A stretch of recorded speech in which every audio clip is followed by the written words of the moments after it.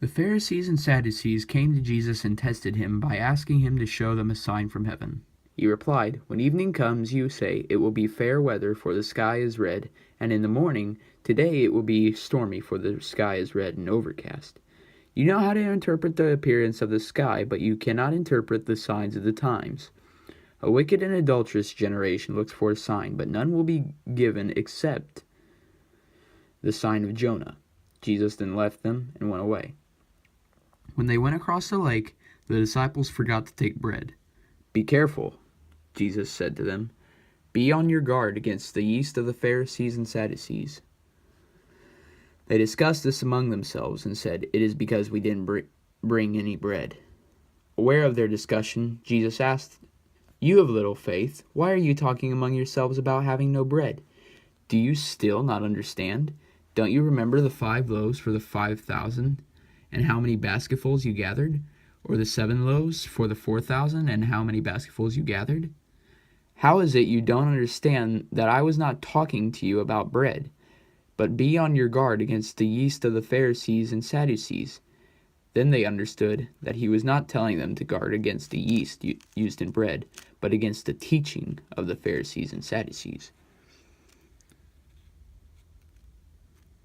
When Jesus came to the region of Caesarea Philippi, he asked his disciples, "Who do people say the Son of Man is?"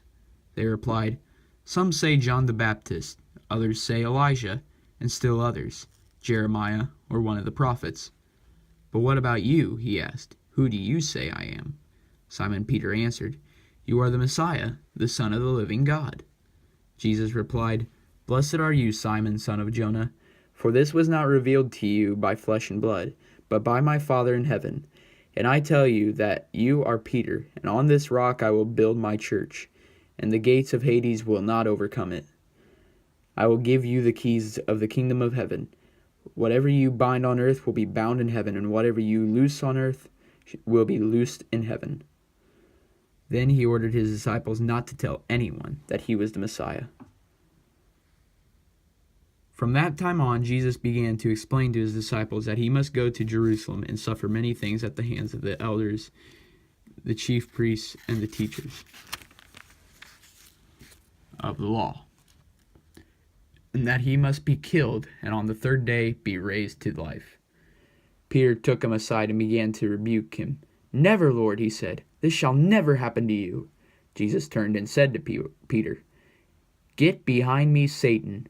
You are a stumbling block to me. You do not have in mind the concerns of God, but merely human concerns." Then Jesus said to his disciples, "Whoever wants to be my disciple must deny themselves and take up their cross and follow me. For whoever wants to save their life will lose it, but whoever loses their life for me will find it. What good will it be for someone to gain the whole world yet forfeit their soul? Or what can anyone give in exchange for their soul? For the Son of Man is going to come in his Father's glory with his angels, and then he will reward each person according to what they have done.